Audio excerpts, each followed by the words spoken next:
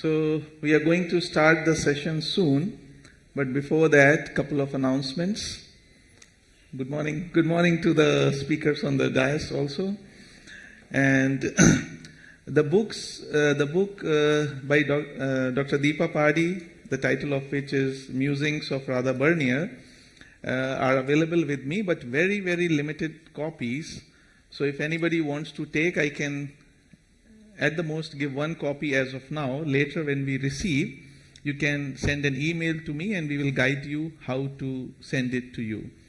The price of the book is rupees 300, and I don't have any change with me. So if you give me more than 300, I will maybe keep everything. So either give me 300 rupees in cash, or you can transfer it on my GPay number, which I'll tell you when you meet me. Good morning, everyone, and welcome to this session. This morning, Linda Oliveira could not be with us here, so I have been asked to chair this session. My name is Krista Umbjarv, and I have really the great pleasure to introduce to you this morning these three panelists who are not only speakers of the Theosophical Society, but who have been working intensely for the Theosophical Society for a very long time. So really, I am looking forward to hearing their thoughts on the theme of our session today, that is intelligence and human need. So please allow me to introduce the speakers first. And we will start from the far end. Trân-Thi-Kim-Diêu is a member of the TS in France since 1972. She is a postgraduate in pharmaceutical technology. She is former chairperson and current vice chairperson of the European Federation of the Theosophical Society and president of the Theosophical Society in France. She travels widely to encourage cooperation and promulgate the teachings, as well as to share experience in service of the Theosophical Society. Her main concern is to promote a new way of living where each human life can be guided by universal ethics and the mystic dimension of consciousness. Just next to my left we have Marcos Resende, who was born into a theosophical family. He became a member at the age of 10 in 1968. In the 1970s and 1980s, he participated actively in youth movements of the Theosophical Society in Brazil. He was also one of the founders of the Brazilian Theosophical Publishing House, of which he was the president until 2008. He was president of Alvorada Lodge in Brasilia, coordinator of the Central North region, and general secretary of the Brazilian section of the Theosophical Society from 2008 to 2017. He became an additional member of the General Council of the Theosophical Society. He is a professional lawyer and author of the book Self-Knowledge. To my right, we have Chally Jules Romero. Chally is also a third, not also, but he was born into a theosophical family, and he's a third-generation theosophist. And he is currently the national president and general secretary of the Theosophical Society in the Philippines. He is chairman of the board of trustees of Golden Link College Foundation, a theosophical school with various campuses all over the Philippines. The Theosophical Order of Service of the Philippines, and Green Earth Foundation as well. He is also Vice President of the Theosophical Society's Indo-Pacific Federation. By profession, he is a lawyer and law professor in various universities and colleges, and he also holds an MBA. So, after this introduction, we see that you have really been all working for the TS for a very long time, and you have a lot of experience to share with us, especially as to the needs parts, I'm sure. But as the theme of this session is intelligence and human need, it might be good for us first to clarify what we mean by those things. So could you please first maybe just explain to us what do you understand, what is intelligence? And maybe we start with Chally. Hello, good morning, sisters and brothers. When this assignment came up and the topic intelligence and human needs was provided me, I could only imagine my personal experience growing up. As a bit of context, most of us may have been born in Christian families, Muslim or Hindu families, and we were influenced by our parents with the rituals, the prayers, and maybe the superstitions of our respective religions. But as Krista mentioned, I also grew up in a theosophical family, and this is the context which I would like to share maybe this morning. Well, growing up, while in grade school, my grandmother, the first generation theosophist, who was also an author of a theosophical children's book, was staying with us, and whenever I would go to school, of course, she would check if my hair was properly combed, if I was wearing a matching pair of socks, and sometimes she would ask me what I had for school, and I would tell her I have a quiz or a final exam or test, and sometimes she would say, okay, pray and have faith because you had reviewed well. But sometimes she would wear her theosophical hat, and she would say, you know, just connect your brain to the universal mind.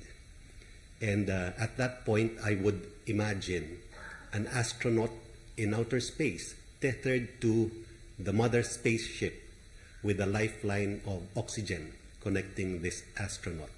So I imagined my brain connected to that universal mind. And then my grandmother would say, and then you invoke this. The right ideas will come to me at the right time, right place, in the proper order and perfect sequence. Because she said, everything there in the up there are jumbled. So you have to invoke that so that you have the right answers coming when you write your essay or whatever. And that is not all.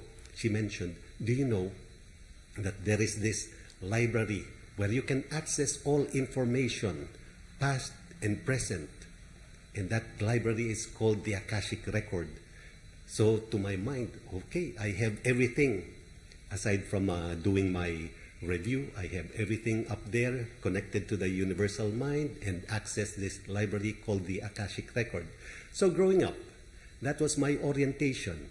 And even now in my work, if I have difficult things, if I have needs for my work, I just tap to that universal mind, trust the Akashic Record, sleep on it, and voila, I have the answers the next morning. So that is my context, and that is what I could share at this point, maybe before we go to that technical part of this topic. But that is how I realize that topic of ours.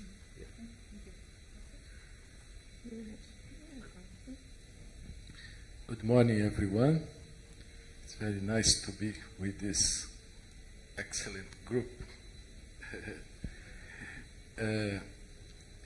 Thinking about the subject, we see that intelligence permeates all universe. The universe is intelligence, as Dr. Deepa Padik put in her talk, quoting the scientist speaking with Krishnamurti, David Bohm. Intelligence is God, the supreme intelligence that permeates everything from the macrocosm and the microcosm. This intelligence is everywhere. And the manifestation of this intelligence is wisdom, the ageless wisdom that are in our mission statement to understand and realize in an ever-deepening level. And when we start to think about human needs, we see that the first need is to survive. And then the basic needs, food, house, wearing, the basic needs. If there is wisdom in human consciousness, the earth gives all for everyone. But as the wisdom is not present at all, there is ambition, and some people have a lot, and some others have almost nothing. Then this thing about poverty, hunger, is a consciousness problem. Problem in human consciousness at all. And the work we do at the Theosophical Society, trying to change consciousness, to open consciousness for this universal intelligence, for the mental plane of the earth, receive a kind of oxygen, something more subtle than these selfish thoughts that prevails in the mental plane. That is a very important work to face human needs. Of course, there are other needs, not only physical, psychological, spiritual needs, the search for meaning of life, the search for understand the process of life. All of that is related to our work.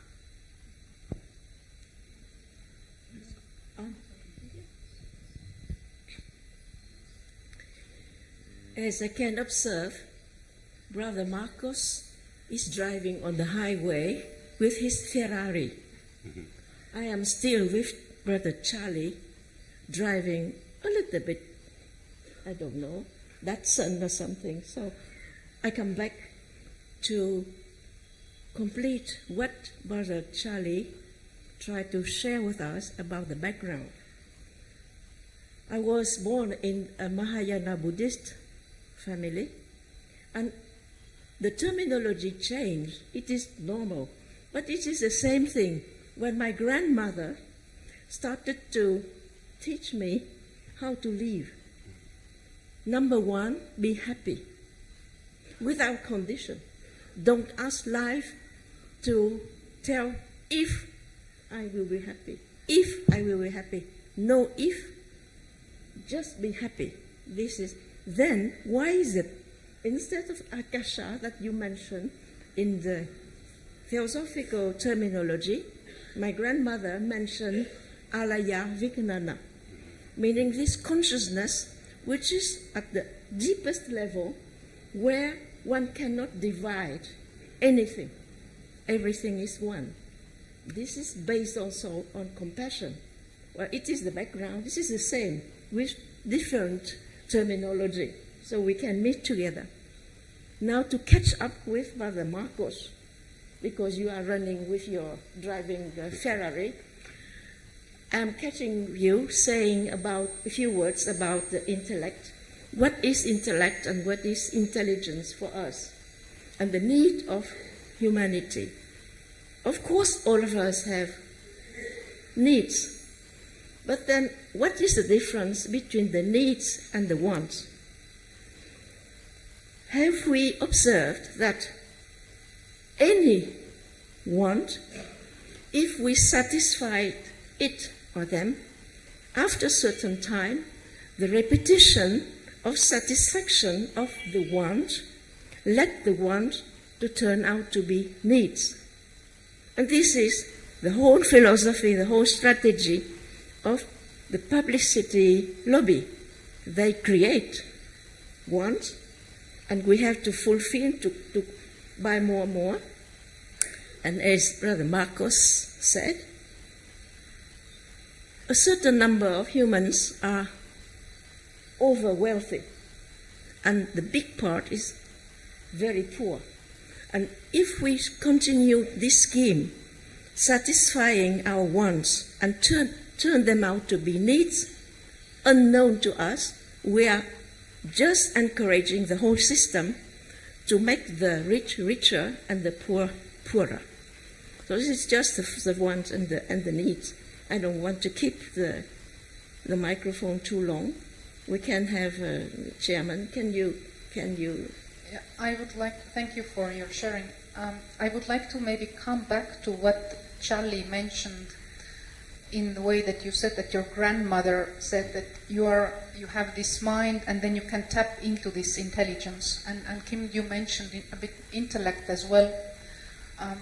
What do you think, how we in our daily lives, how we can observe or how we can notice whether it is this intellect part that is working in us or whether we have some influence of this intelligence? Because as human beings, we have this tendency to project and to create something in our mind that is not there. How can we recognize the difference between when the intellect is working and when the intelligence is there? And also maybe what can be the conditions that could bring about this touch of intelligence in our life? Maybe Marcos will start.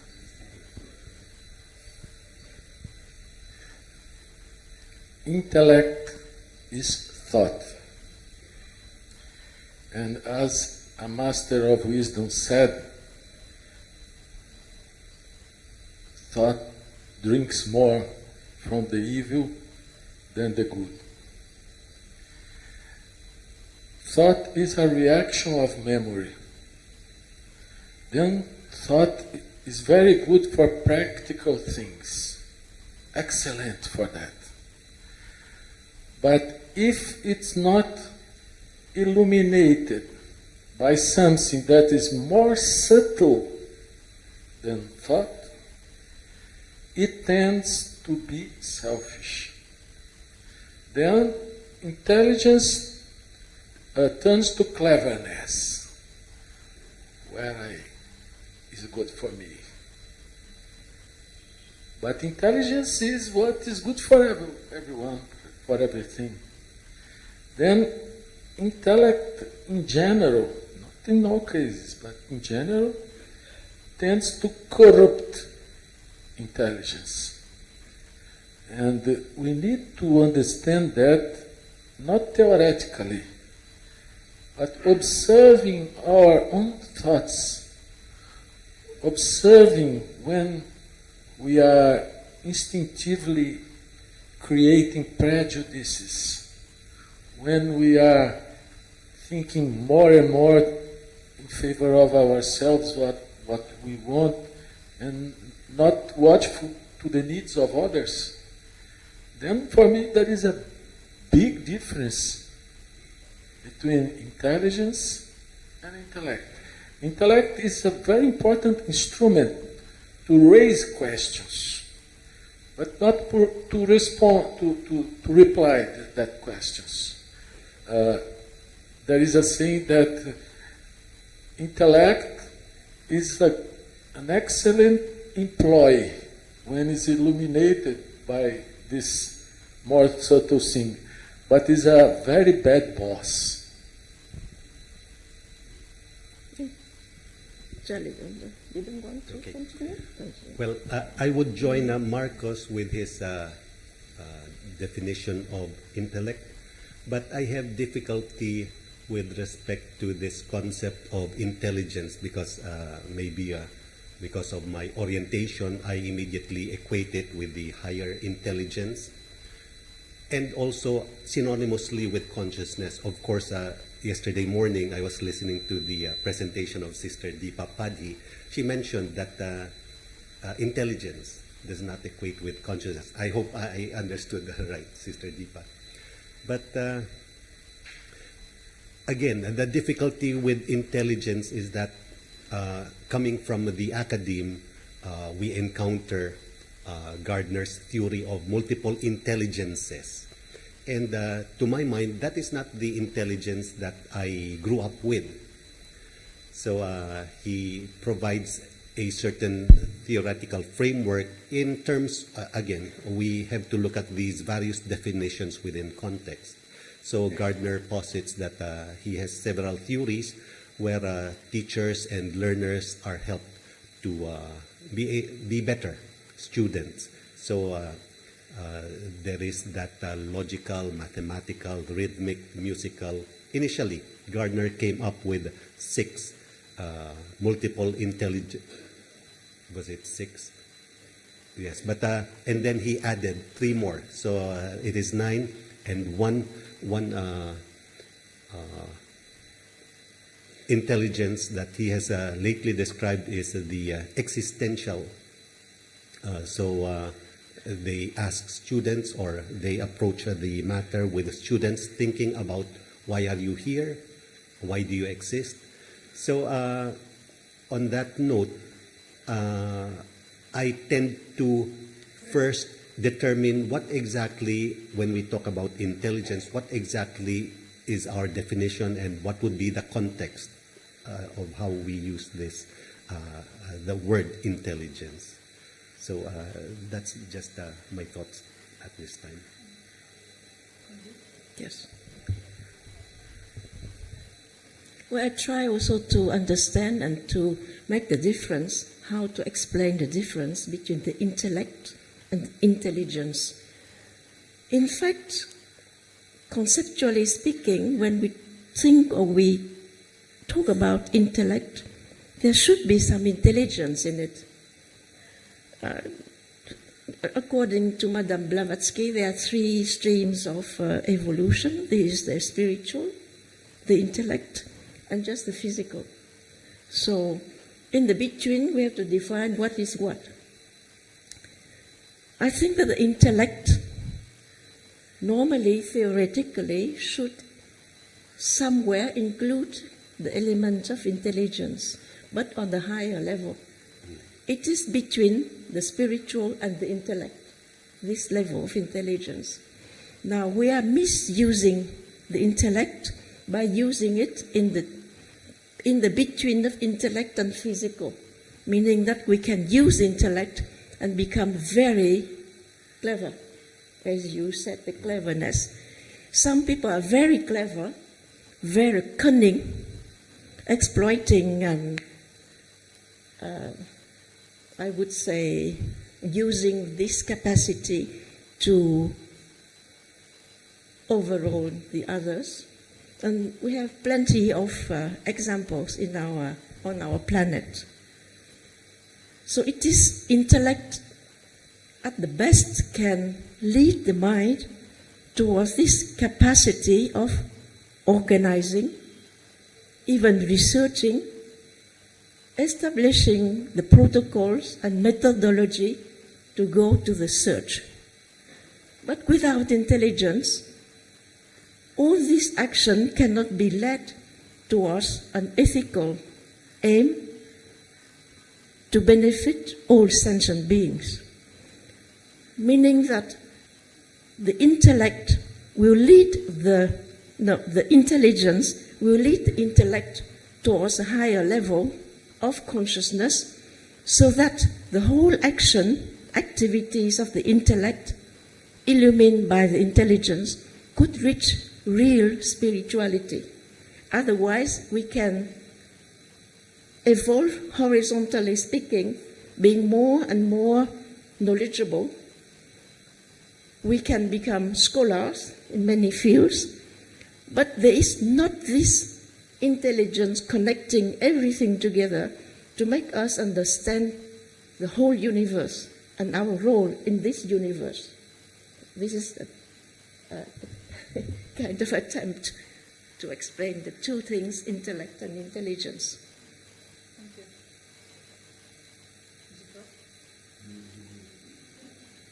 Is it working? Let's see if this works. Oh, actually, it's the battery that seems to be finished. We can share this one now. Yeah, I can see that it's the battery that has died. Okay, do you hear me now? No, not yet. Is it working now? Yeah, I think our energy was finished. Okay, so thank you for the distinction between intelligence and intellect. I think it clarified some things. Maybe we can... You already mentioned a bit the personal interest how to distinguish between intellect and intelligence, and you said that one of the ways how we can see is that how we can see the difference between them is that we can see that it is the intellect that shows personal interest. So this leads us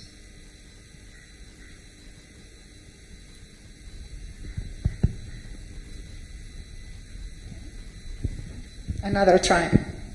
So this leads us to the question of need.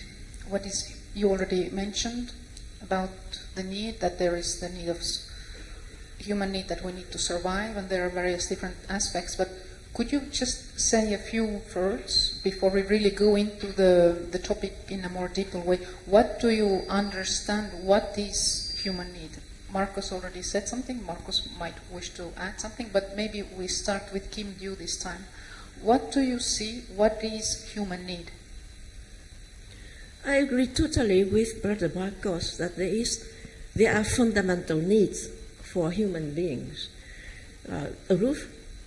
We should not leave the people to be without a roof, meaning homeless, not in the sense of spiritual homeless, but we need a roof, we need food, and we need also another need, to have some affection. Because if you have everything, materially speaking, you have a roof, you have food, there is a kind of void in your life. You need somebody to affectionate, to give you some love, to have concern about you, to care for you.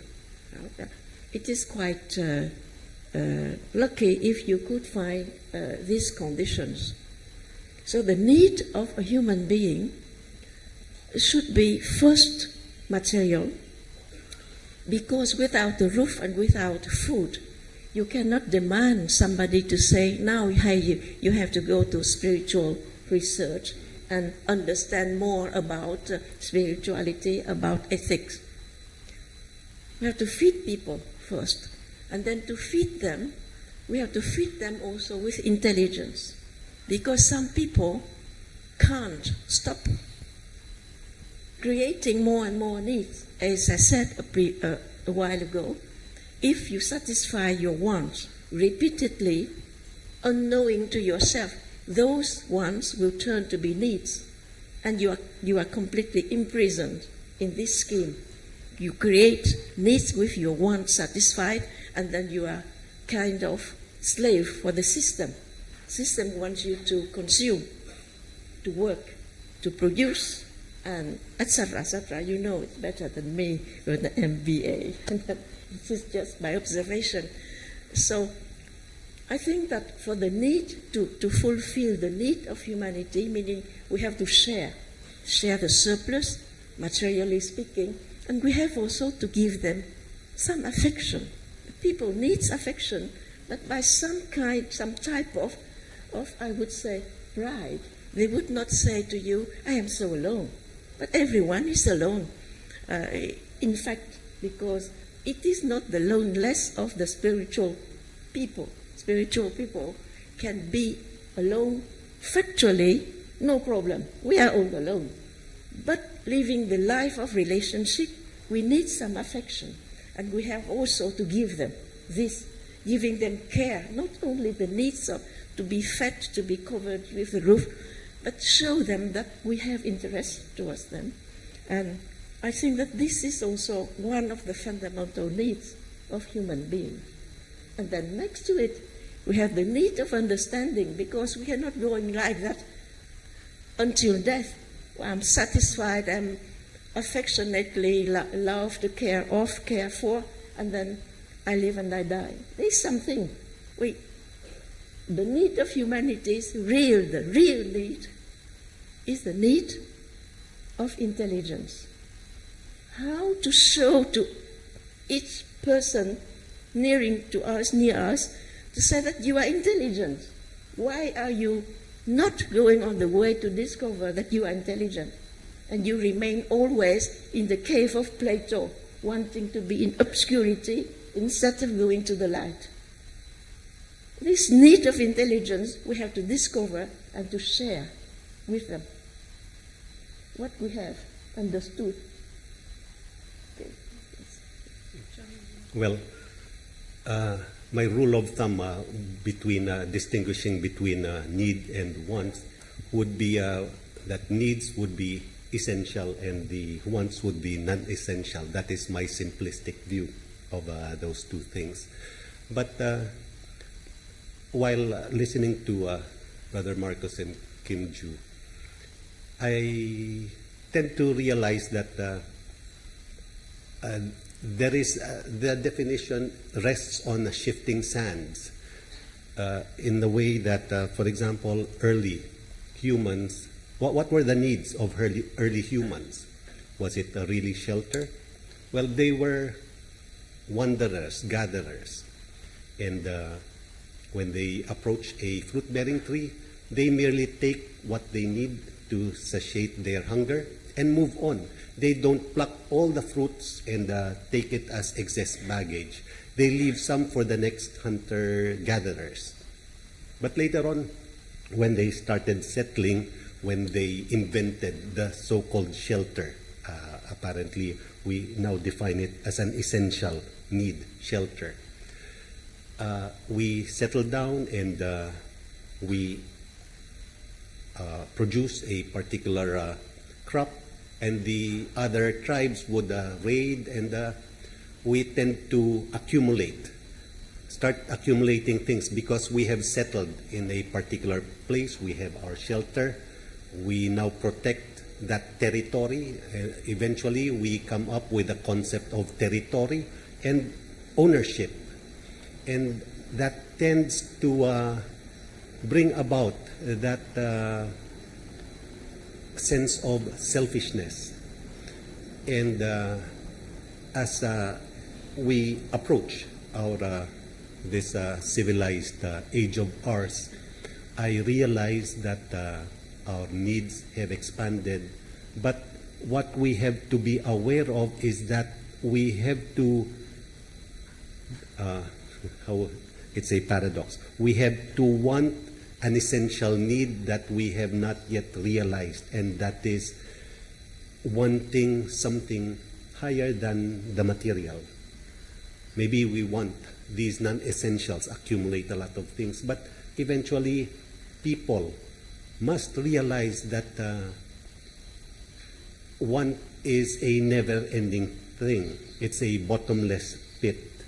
And I would think that what we should want and what we realize we need is to heighten our consciousness and realize that so the duality of things that we have to elevate our consciousness so that we realize that what we want is not or what we need, shelter and other things, may not really be what we even perceive as needs. I hope I am making sense, but I tried. I would like to add about what Kim-Diêu said about the need of love.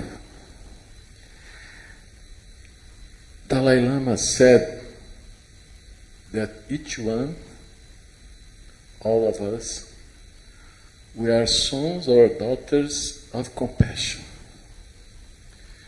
Because when a baby is born, if there is no one to care him or her, cannot survive.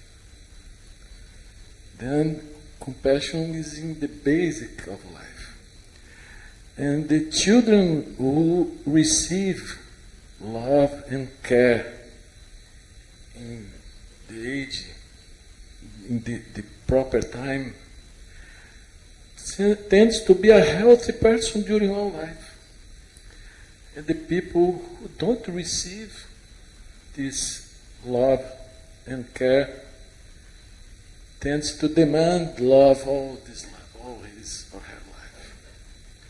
And we know that the spiritual path is to transform us not in one that demands, but one that gives love. Then I think love is really a need.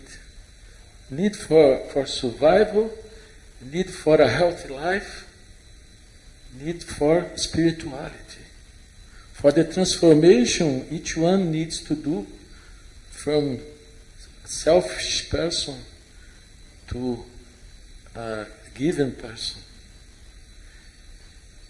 Important need. Thank you, everyone, for your thoughts. I was wondering when you explained that, as Kim-Diêu said, that we have the inner need of intelligence, and Marcus, you added that there is the inner need of love, and Kim-Diêu said the same, that we need the presence of other people. And if it is something that is natural and fundamental, then how is it that on our level this fundamental need is being turned into something that causes us suffering, that turns out to be a kind of wish or a want? From this fundamental natural state, it becomes something that is causing trouble in our life. Could you please explain a bit how you see it? Because it is natural to have needs. It is natural to have needs. But in our state, they rather express as something else. You mentioned a bit what is the difference between want and need, and how is it that one turns into another? Could you please share your thoughts on this? Maybe you could start, Marcus? Some things we think as a need are our desires, not really needs. Desire is something very common in any human being. And most religious leaders said that you should suppress desire. But suppressed desire is somehow suppress the vitality of life. The question is turn desire to higher levels, to noble desires. Because if we just suppress them, you lose probably this this vitality, that this need to be alive, to share, to relate to others, then there is this kind of myth about desire. Of course, there are lower desires that we need to be very watchful inside each one. But as more as we are conscious when desires appear, because desire comes from thoughts. You have the sensation of something that appears good, and thought come and, oh, it would be good to have this. Sometimes there is no problem. You buy the clothes you want for the moment. But some desires cannot be satisfied. And then there is needed to humility to see not all desires will be satisfied. If you take it softly, desire is not a problem. But if you are too much attached to the desire, then there is suffering, there is frustration, there is creates suffering for others. Then it's a very important subject, not to take it theoretically, but to see in our own life, every day, every moment, where desire can be a simple thing that sometimes will be satisfied, some other times will not be satisfied, and face it with humility. Then it's okay. But just to condemn it as a problem of life, you may have a wrong interpretation and keep the vitality of life. Chally? Yes. With the question of Krista, I think it's important now, and it underscores the importance of our role as theosophists, and it provides the rationale why we still exist, or the society still exists, and the role has remained the same ever since. It's just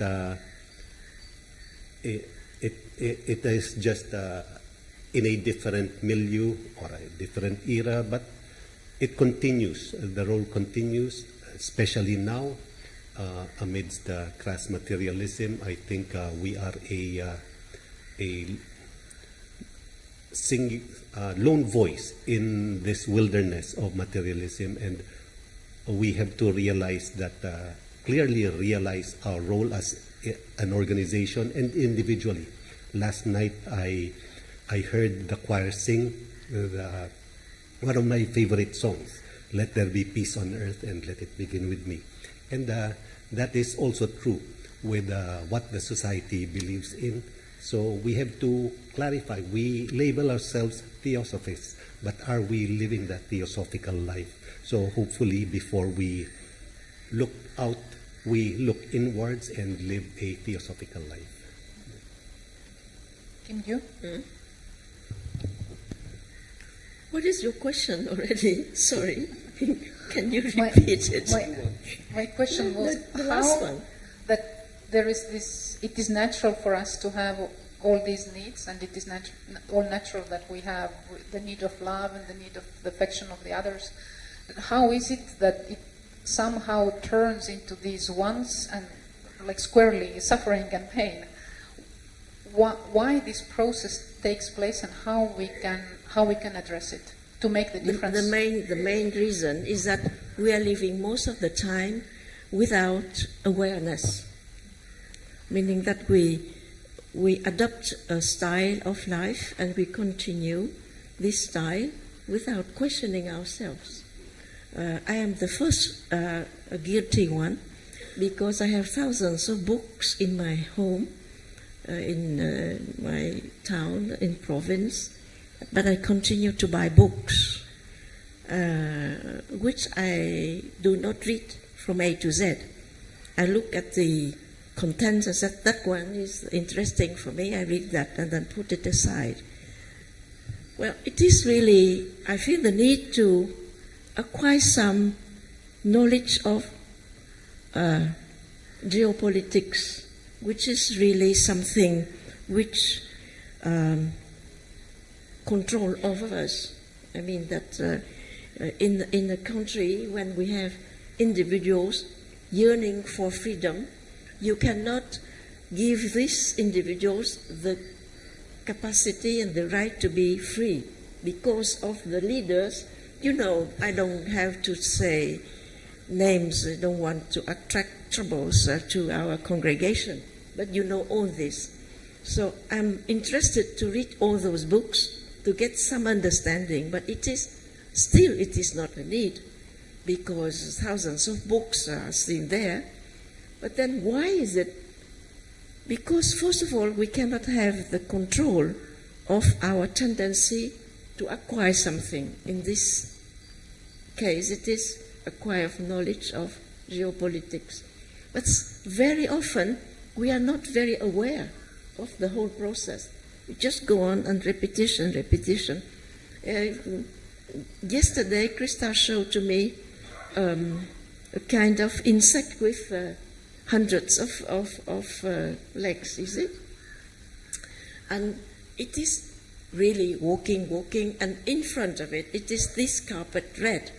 I'm thinking, I said, we are in front of a desert, and then this insect ignores what it is doing.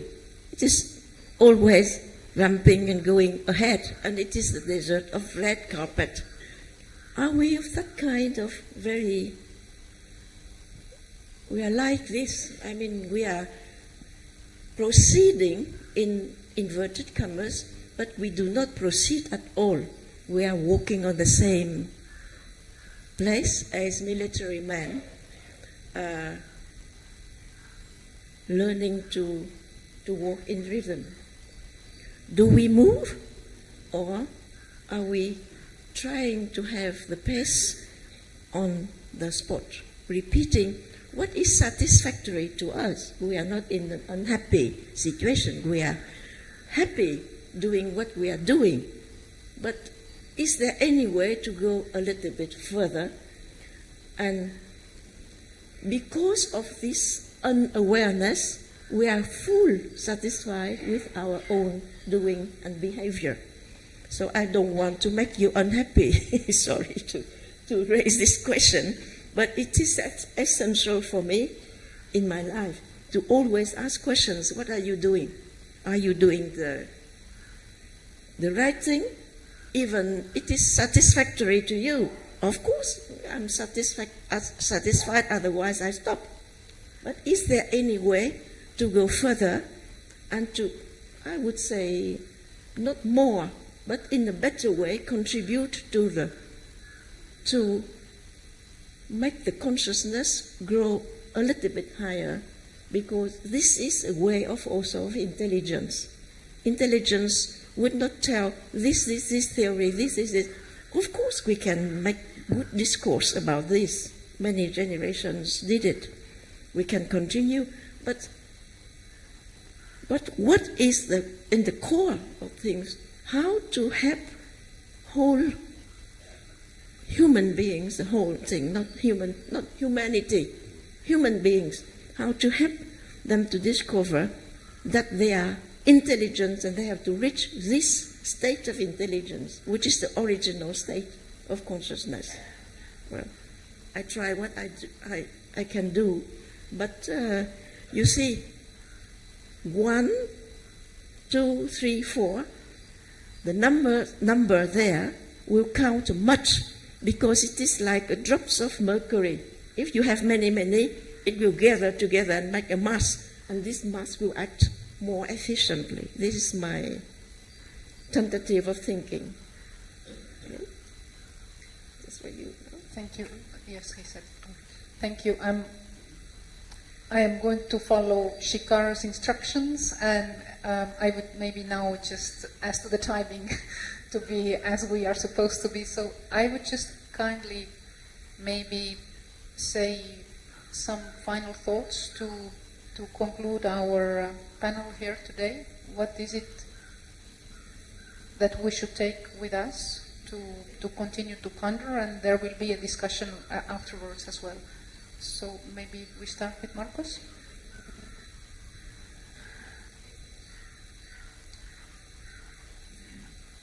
If our subject is intelligence, we need to try to understand that inside ourselves.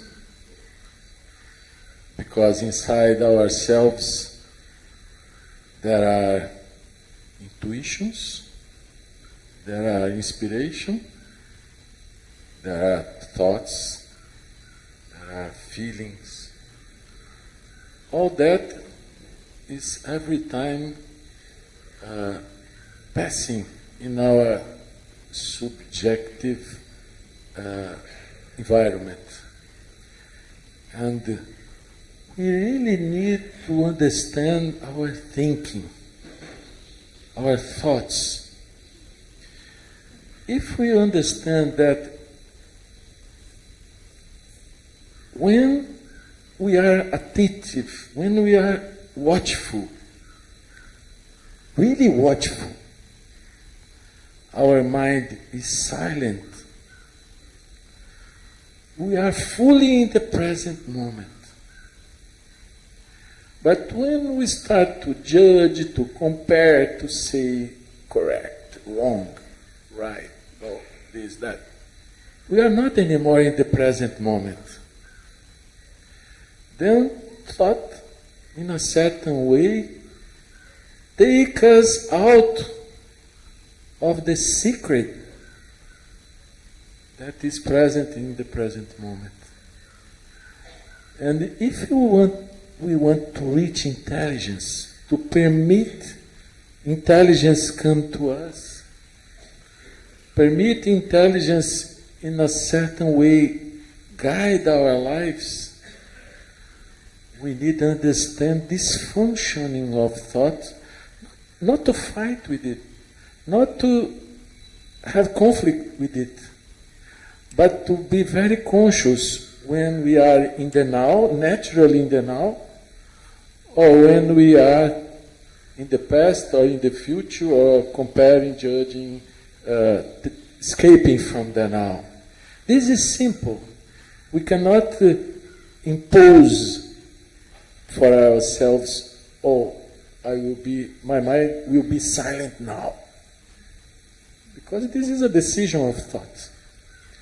But if you understand this question about time, and the unique time that exists, that is the now, then you understand the operation of our mind, and thought becomes something more soft, more easy to deal.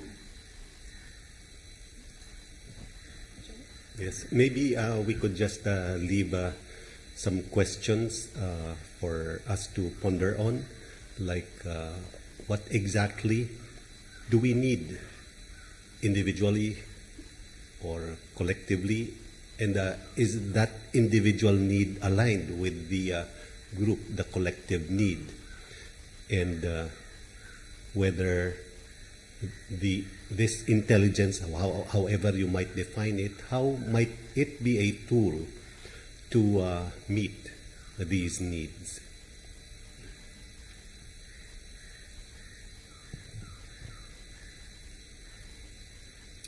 It is not a conviction, it is a faith for me that all of us and each one of us were intelligent.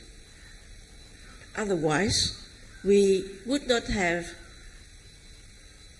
a kind of tendency of trying to understand more, join the TS, research for more understanding. This is a sign of intelligence. But it is not enough, because still there are veils in our consciousness which prevents all the light from the origin or from the universe to pour in.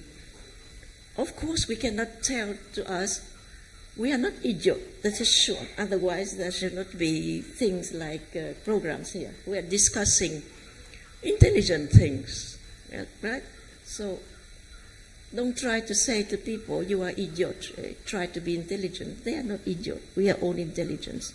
How is it we have to show to the people that in a way of life, not to multiply the wants and to let it transform to be needs, because this way we help the system, economic system, to shrink, because at the long run it cannot survive. When the gap between the rich and the poor is bigger and bigger, it will collapse. The whole system will collapse.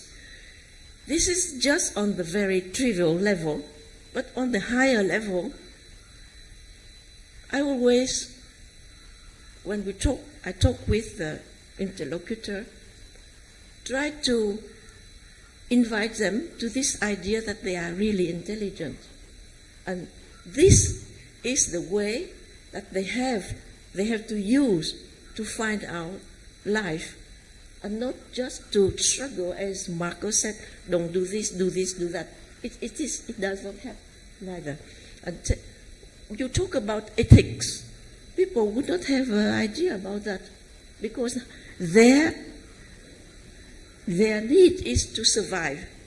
How to survive next day, next month, and probably to have a better life, to have savings, to have more goods and more, to satisfy more wants.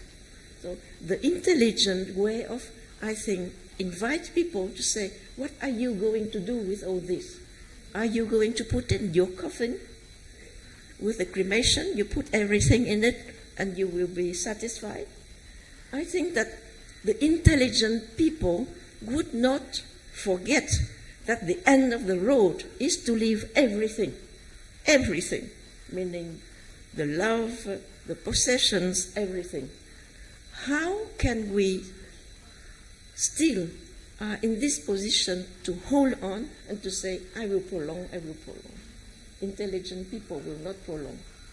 You see, let us end today. Thank you to everyone for your thoughts and for sharing your experience. I think at least me, and I hope that all of you also, you will take some things to ponder upon and maybe questions to ask from ourselves. So I thank you for your sharing, and thank you everyone for listening. And now this session is over. Thank you very much. So, satisfied with the sharing? That could be bad.